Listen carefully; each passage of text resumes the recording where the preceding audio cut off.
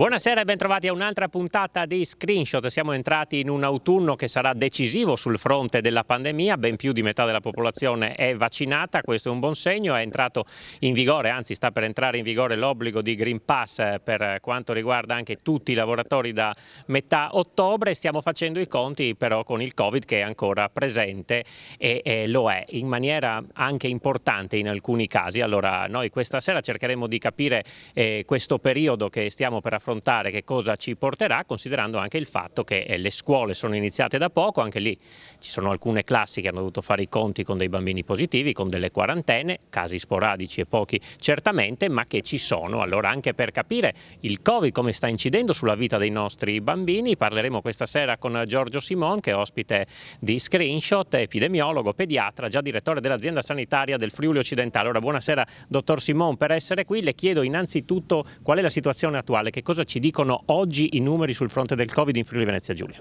Allora, sul fronte del Covid i numeri sono direi buoni, buoni a partire dalla bassissima occupazione in terapia intensiva, che vuol dire che le persone si aggravano e stanno male molto di meno e purtroppo sono praticamente tutti o quasi tutti vaccinati, non vaccinati, e perché le terapie intensive così sono libere per poter svolgere le attività ordinarie che sono gli interventi chirurgici oncologici o assistere in caso di traumi gravi.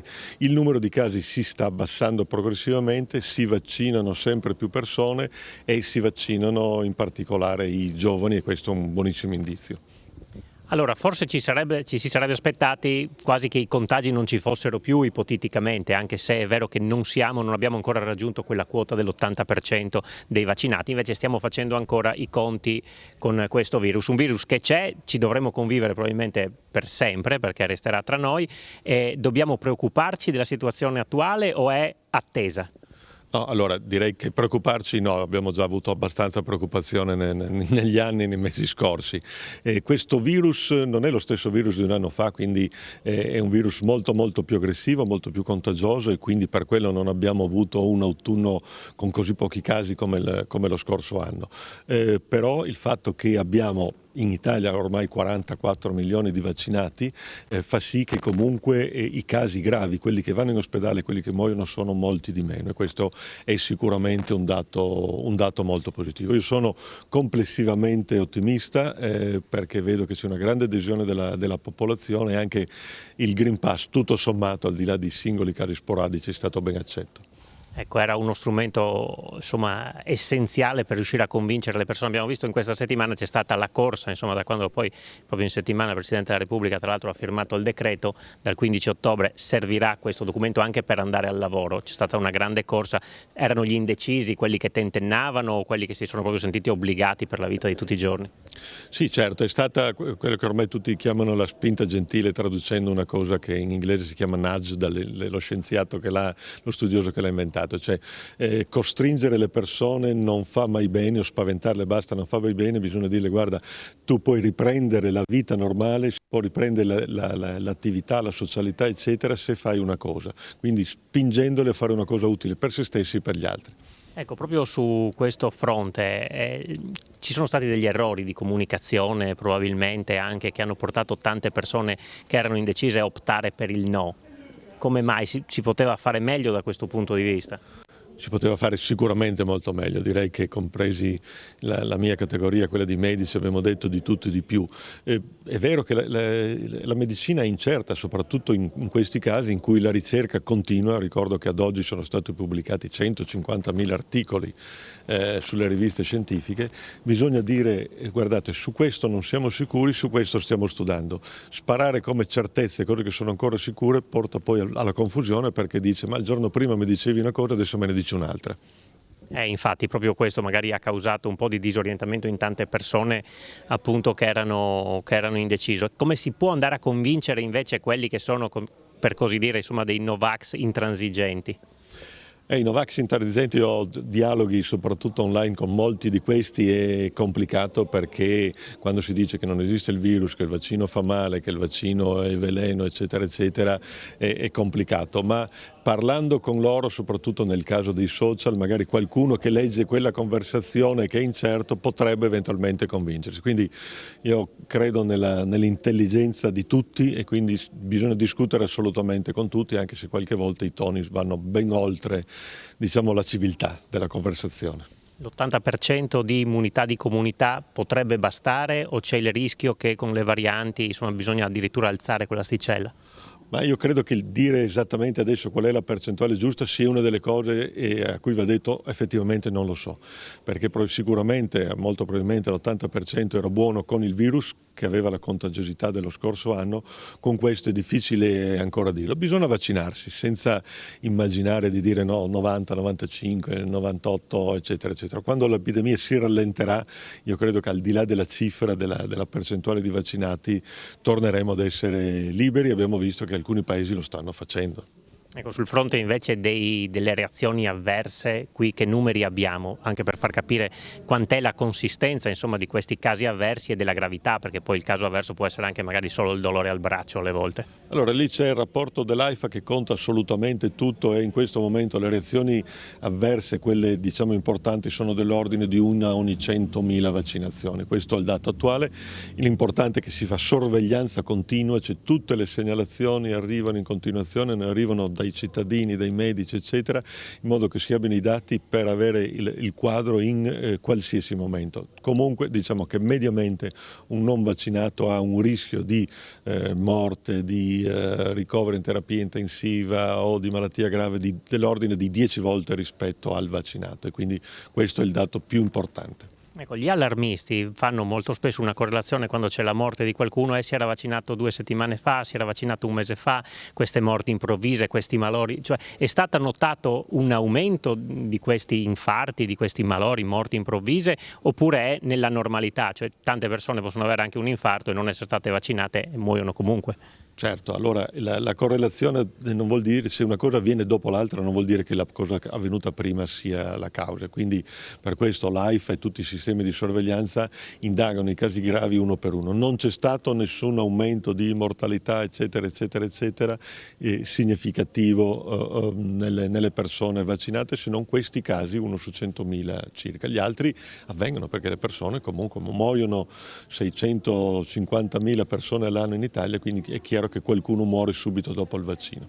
Sì, quindi è più una coincidenza. Questa è anche la settimana però della terza dose, perché si comincia a farla alle persone più fragili, ai trapiantati, ai cardiopatici e quindi perché queste persone intanto vengono coperte? È scaduto diciamo il vaccino che hanno fatto prima? Allora su questo la decisione italiana è di cominciare da trapiantati o comunque persone che hanno l'immunità più depressa, i trapiantati, alcuni oncologici, alcuni che fanno terapia con cortisone eccetera, perché in questi si sa che comunque la risposta a qualsiasi vaccino è più debole rispetto agli altri. Non c'è prova che sia scaduto, diciamo, chi ha iniziato a fare la terza dose è stato Israele, che ha visto che a partire dagli anziani e dagli operatori sanitari cominciava a aversi un calo dell'immunità, per cui loro hanno iniziato per primi la terza dose, ne hanno fatte moltissime e hanno già provato che la terza dose riporta al 90-95% la copertura e la protezione rispetto all'infezione. Quindi per le altre persone normali che hanno fatto il vaccino questa estate, quando dovranno affrontare questa terza iniezione? Ma diciamo, mentre questi con l'immunità depressa è una cosiddetta vaccinazione precoce, no, che può essere fatta dopo 2 mesi, per gli altri si deve aspettare almeno 6 mesi. Quindi io credo che il piano che ha messo in piedi Figliuolo comincia dalle persone oltre gli 80 anni, i fragili eccetera. Alcuni paesi si sono fermati ai 65 anni, vedi gli Stati Uniti, noi siamo in attesa di avere una definizione migliore. Ecco, per quanto riguarda anche la sua categoria, insomma, c'è stato molto dibattito sul fatto che alcuni medici non si siano voluti vaccinare, sono stati sospesi, non possono operare, anche infermieri, operatori sociosanitari, eccetera. Come mai c'è questa ritrosia da parte di una piccola parte sicuramente della sua categoria, che comunque fa impressione perché sono persone che sono laureate in medicina, che hanno studiato e che quindi anche queste uno immagina che possano avere delle conoscenze tali per dire anche non vaccinarsi va bene?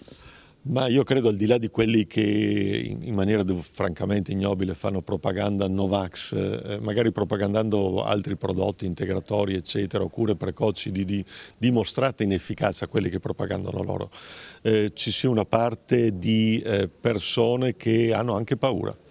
E le persone che hanno paura, che sono sia medici, infermieri eccetera, sono quelle, perché magari hanno visto qualcosa in passato eccetera, sono quelle che vanno convinte maggiormente.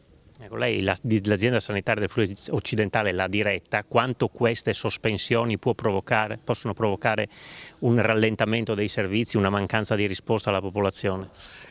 Con le crisi di reclutamento del personale che c'è, le aziende sanitarie possono andare in difficoltà, soprattutto in alcuni reparti. Succede in Friuli Venezia Giulia, succede in Veneto, che addirittura hanno rinviato alcune sospensioni, succede in altri posti. Quindi ragione di più per dire a queste persone: guardate che siete essenziali come vaccinate, persone in grado di curare adeguatamente le persone a cui avete dedicato tutta la vostra vita.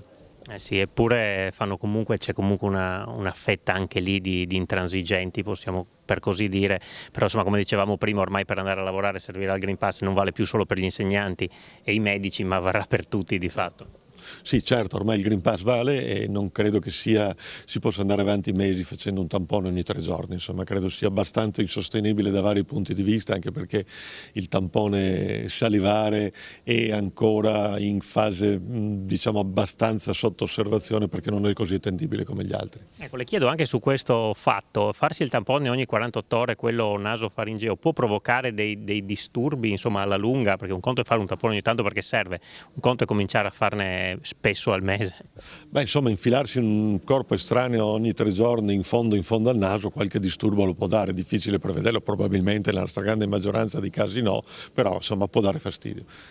Allora, ci fermiamo per la pubblicità, tra poco con il dottor Simon parleremo anche dei giovani, dei ragazzi, anche dei bambini, perché ci sono anche delle novità nella categoria 5-11 anni e poi insomma ci sono tante famiglie che sono preoccupate per dover magari vaccinare un ragazzo adolescente. Di questo parleremo subito dopo la pubblicità con il dottor Simon, a tra poco.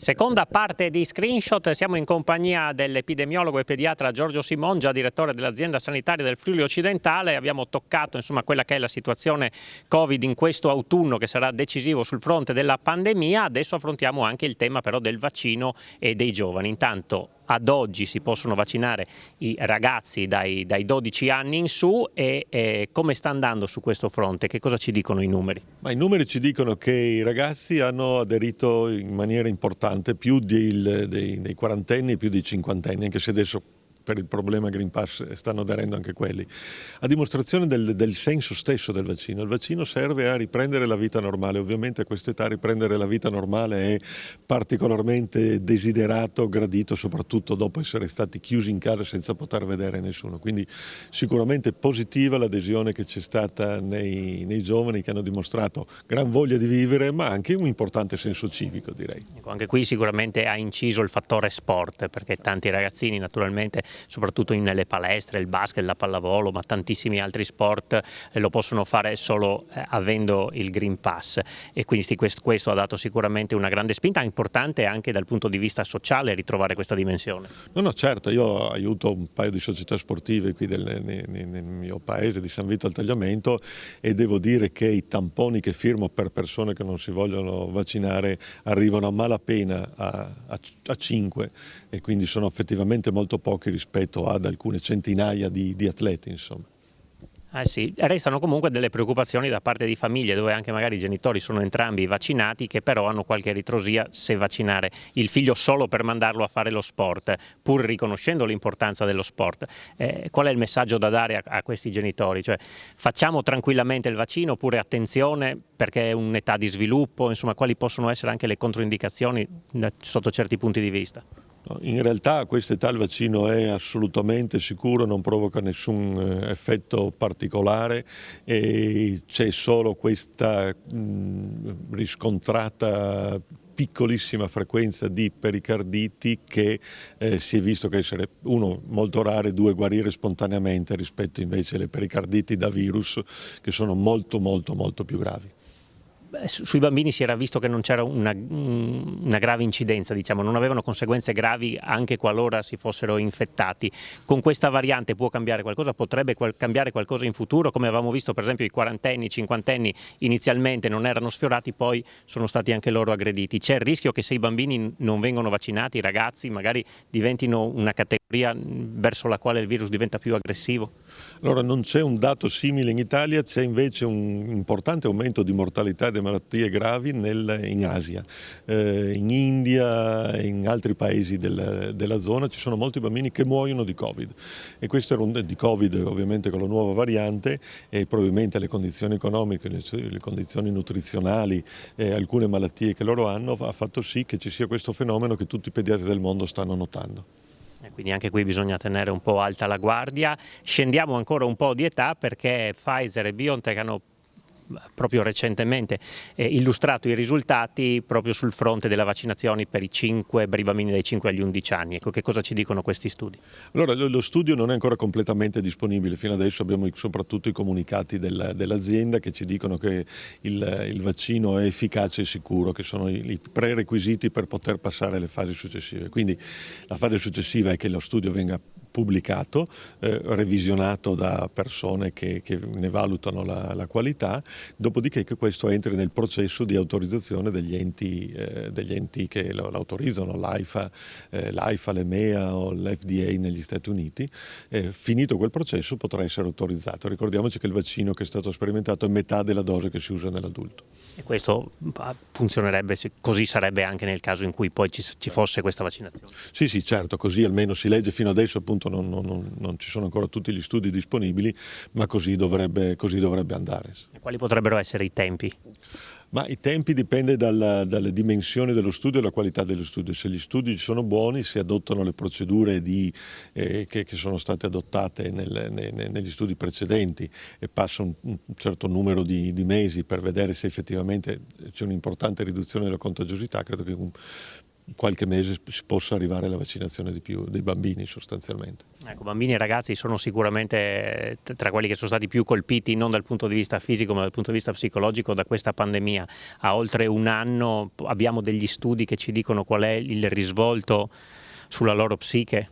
Sì, su questo ci sono studi di tutto il mondo, ma anche in Italia, soprattutto il primo che l'ha pubblicato è stato il Gemelli di Roma, che ha visto un importante aumento delle patologie psichiatriche, dell'autolesionismo, dei ricoveri per questo, ma anche ieri era stato pubblicato dei dati del Centro di Disturbi Alimentari di Portogruaro, che ha visto il aumento del 40% della casistica durante il periodo del Covid.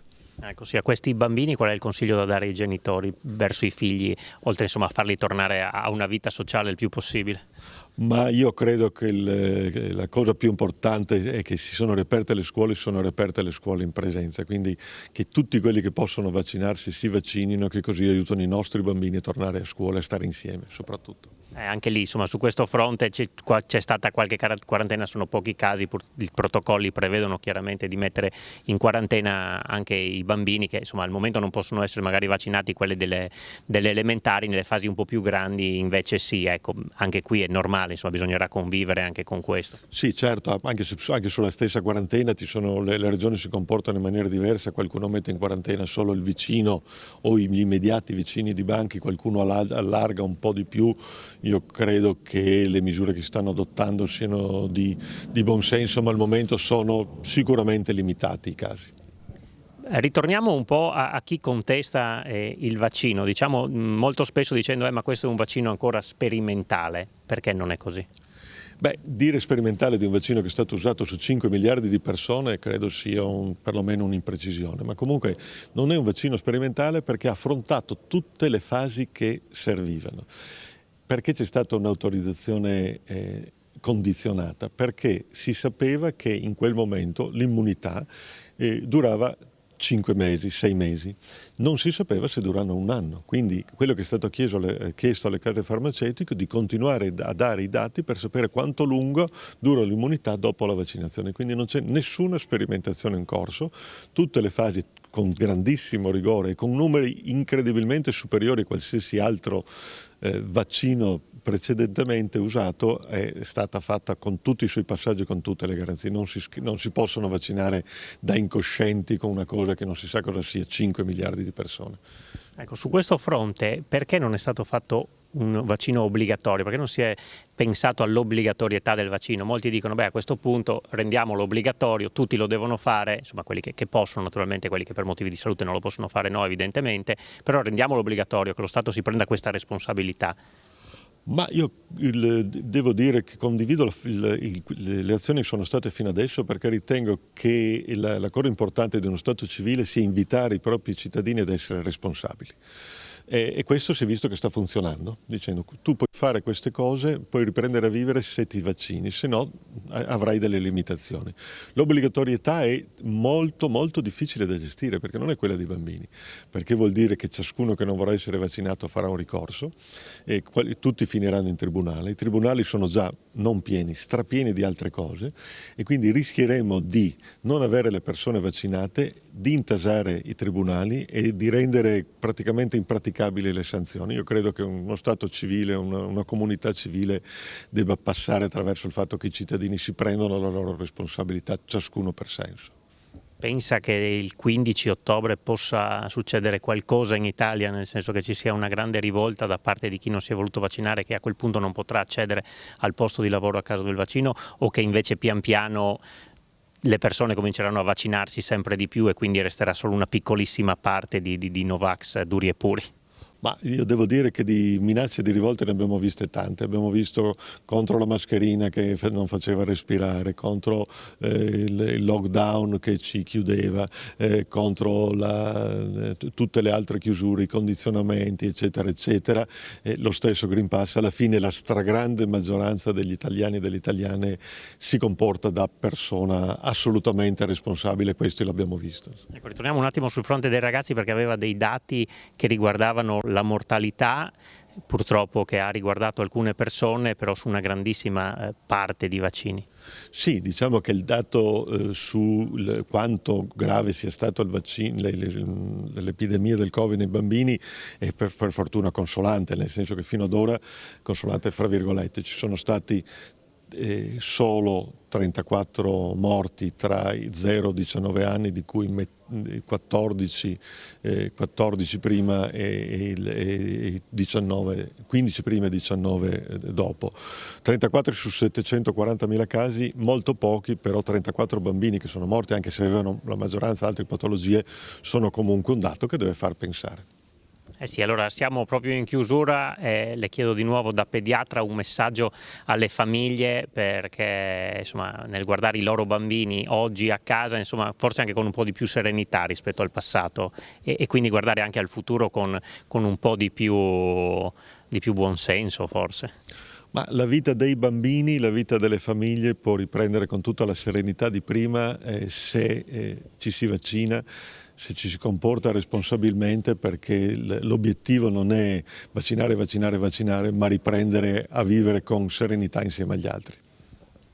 Ultimissima cosa, il fatto che le persone vaccinate possano contagiare, quanto incide tra vaccinato e vaccinato, vaccinato e non vaccinato, oppure non vaccinato e non vaccinato? Allora, nel dato peggiore, se io ho 100 persone che non vaccinate e si infettano 100, di vaccinate se ne infettano 23. E già questo dice che si infettano molto meno. L'altra cosa è che anche la persona vaccinata, il virus lo manda fuori per molti meno giorni e quindi si infetta di meno e infetta di meno.